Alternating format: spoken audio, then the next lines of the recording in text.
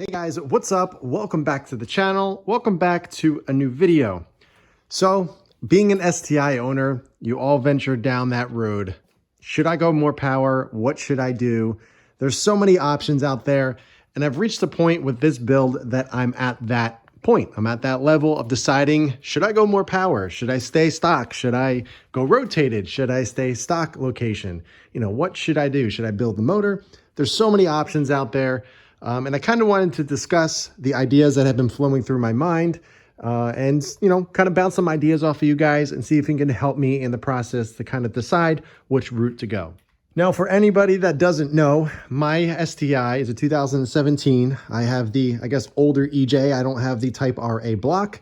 Currently, I'm running stage 3, so it's a tuned downpipe. I'm running all the fueling mods and upgrades. I'm also running equal length headers and a bunch of other stuff. I'm currently at 340 horsepower and 352 foot-pounds of torque at 18 PSI, stock turbo. The motor is completely stock. Nothing has been done. It has been running fantastic. Absolutely love it. And it is a lot of fun. But naturally, since this is now my fun car and I have a daily, I have a little bit more time to think about what I want to do. Now, originally I said I didn't really want to go crazy with this car, but I've gotten to the point with this one where I absolutely love it. I've done so much to it, and the next step would be more power. Now, if you guys know me and you see the engine bay and kind of been following along on my journey with the STI, you guys know that I don't cheap out. You guys know that anything that I do so much research in, and I want to make sure I do it right the first time. I don't like bouncing around on different ideas and trying new things and doing this and that. I really like just to kind of nail down exactly what I want the first time around. So for me, it takes a little bit longer and a little bit more research than normal. I'm not just going to jump on something because it's the thing to do. I want to make sure I do what's right for me, my build, and what I think works best with this car. So it begs the question, should I go rotated or stay stock location? Now, that is the question that I've been thinking about for, quite some time now. And I really am trying to figure out what is the best route. Now, obviously, either direction, with my current power, I would have to build the motor. It's simple as that. At least that is the way that I would do it. Obviously I can just throw a rotated kit on or do a stock location turbo or something and kind of just, hope, but we all know the ending to that. And I don't want to go that route. I don't want to be in the car driving it, having fun, and then something happens where something, obviously the motor blows up, something catastrophic happens where, I have to do more work than I would ever intend to. So me being the way that I am, I want to be proactive. I don't want to be reactive to it. I want to do something before it happens, because we all know once you add more power to these cars, especially on the older EJ, not the Type A is what I'm talking about. Adding more than 350 horsepower is really pushing this motor. The internals are not forged or anything like that, and going any more than 350 is just asking for problems. And again, I don't want to do that. I put a lot of time and effort into this build, and I want to make sure if I go to more power that I do it right. And then I take the motor out, do all forged internals, make sure I do everything necessary to make it a reliable and fun setup. So that is kind of where my mind is at currently. And a lot of people are just coming into the STI game, buying 2019 pluses and saying, I'm running 400, 450 horsepower in mine, 500 horsepower in my stock motor, and everything is fine. It's great. It's holding up well. No problems. A lot of people keep on referring back to Devin's girlfriend, Bobby, which we all know, Devin Nimula. His girlfriend is running a 2019 Series Gray with the ETS rotated kit, and they're pushing, I think, like 550 or something on the stock motor and stock clutch, which is absolutely insane. Obviously, he builds motors and everything like that, so it's very easy for them if something were to happen. For me, it's a little bit different. I'm not as knowledgeable when it comes to building motors, but like I said, this is the older EJ motor, so I'm well aware of the capabilities. I'm well aware of the limits of this motor. So having to take it out and build it and do it properly is the way that I would do it. So as far as I'm concerned, I've come up with 3 different options, 3 different ways that I can go about doing this. All these options require taking the motor out and building it. There's no question about it. So keep that in mind. These are the 3 different power options that I'm thinking about, or 3 different directions that I've been kind of researching what works best for me. The first one, obviously, stock location. I mean, it's as simple as that. Honestly, I wouldn't have to do anything in terms of what modifications I'm currently running. Obviously, the turbo would be upgraded. I'm probably going to be doing an FP black if I go that route.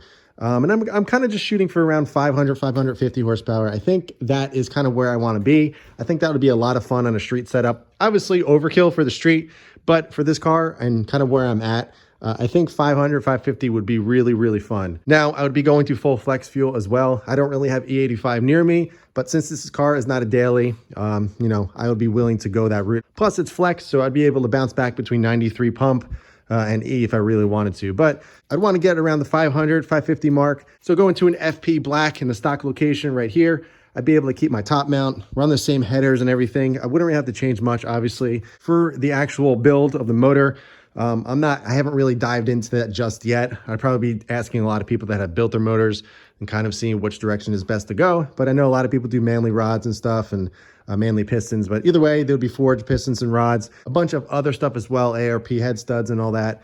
And just kind of overbuild it because that's kind of how I am. I like to overbuild things and kind of dial it back. So I'd probably build it for like 700 horsepower and then bring it back to like 550. Just make sure I'm not pushing the limits of anything, pushing the limits of the turbo or the motor or anything like that. So that is the first option that I've been thinking about going with. Second option, of course, rotated. That seems to be a very popular option. ETS sells a really, really nice kit. You can choose your turbo. You can choose a bunch of different options with that kit, and it's really nice. That is actually the setup that Bobby is running, Devin's girlfriend. On their car, they're running a 5858 precision turbo. ETS, I think they're running the V-band kit as well. They did the headers. They did the full thing. It's beautiful. Absolutely love it. And you can get some serious power out of there. They went over to Bader, dynoed it and everything. I think it pushed around 550, I think. So it's pretty crazy just on that kit on a stock motor. Pretty insane. Awesome car. Absolutely love it. But yeah, obviously going rotated would be really, really fun. Having a huge turbo right here would be really nice, especially on this build. That is obviously the most expensive option because obviously I'd have to change so much. I'd most likely go to front mount. I would be changing up the intake manifold, and I wouldn't be able to run the Cobb intake here. So there's a lot of things that I would need to change. But one of the nice things about doing that is I would be able to sell a lot of the stuff like the top mount, the Cobb intake, the headers, and that would kind of help fund the rotated kit as well. But as you know, it's kind of counterintuitive because, I'll be selling this stuff, but also buying a really expensive kit. Most likely I would go with the 6462 Precision Turbo. That is what Beta recommends. That's what a lot of people actually go with. It seems to be a really, really nice option, a really nice turbo. That turbo supposedly can hold up to 900 horsepower, which is wild and nowhere where I would ever go. So again, it comes back to that overbuild thing. And I think that would be a really nice option. The 5858 would be really nice as well. But again, I don't want to push a component to its absolute limit and create a lot of heat and everything, and then potentially having issues down the line. So I want to get something a little bit bigger that doesn't have to work as hard to get the power that I'm after.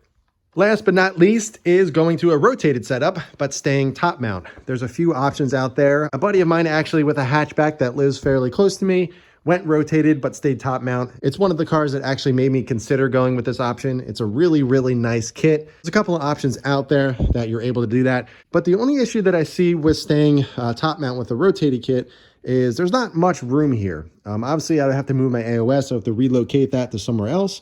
But there's not much room here, and it would create a lot of heat. Obviously, heat in the EJ motor is a very, very big issue.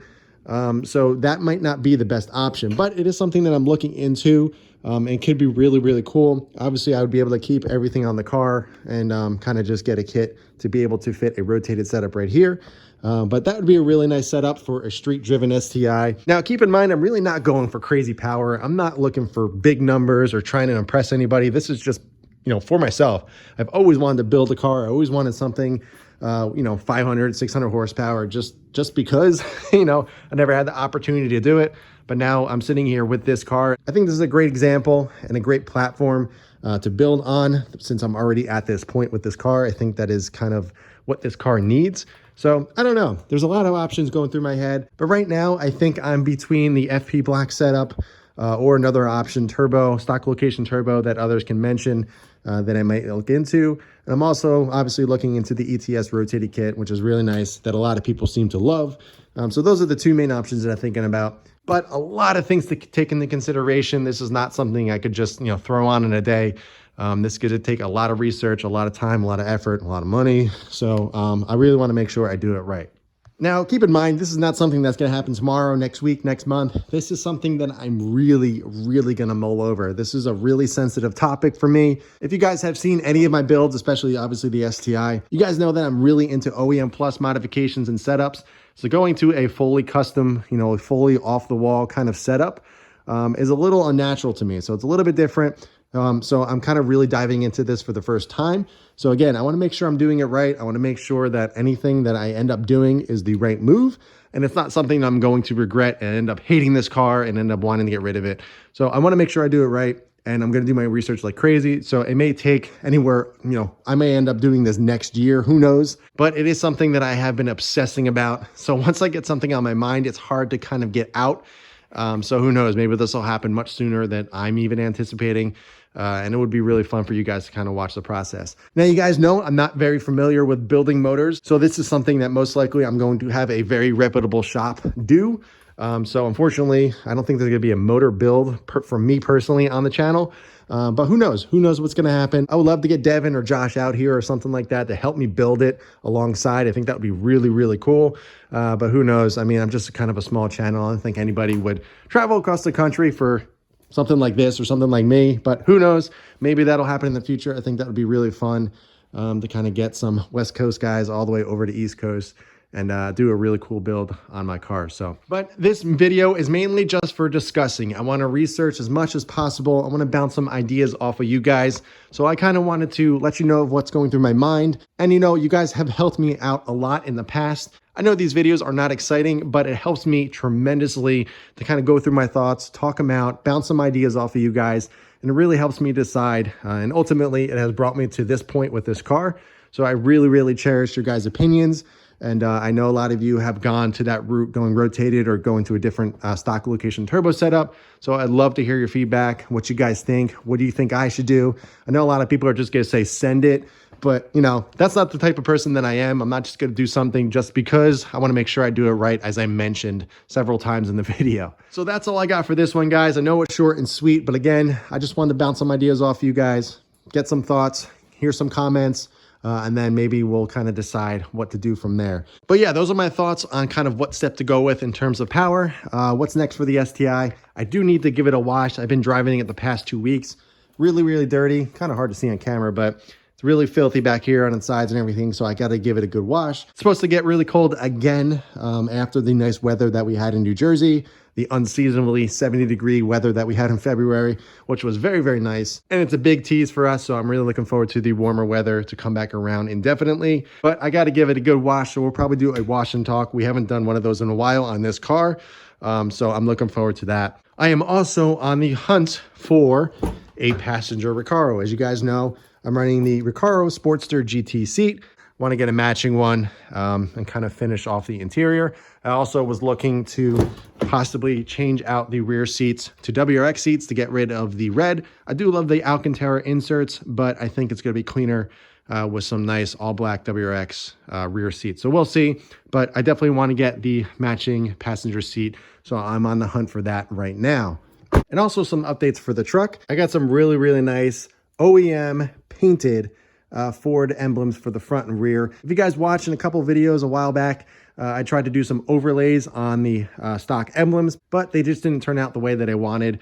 So I actually ponied up around 230 bucks for these, which is wild.